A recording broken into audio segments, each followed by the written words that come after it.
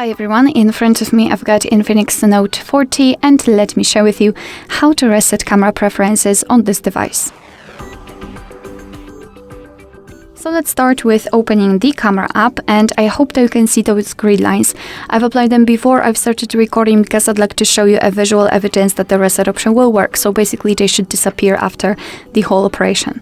So to reset the settings, we have to open the settings obviously. So let's start with tapping on this arrow and tap on the setting. At the bottom we've got Restore Default, so this is the option we're looking for. Let's tap on it and tap on Restore. And as you can see, we were automatically brought back to the camera and the grid lines are not visible. They were disabled, which means that we just successfully reset all camera preferences and customization. Alright, so that will be all. Thank you so much for watching. I hope that this video was helpful, and if it was, please hit the subscribe button and leave the thumbs up.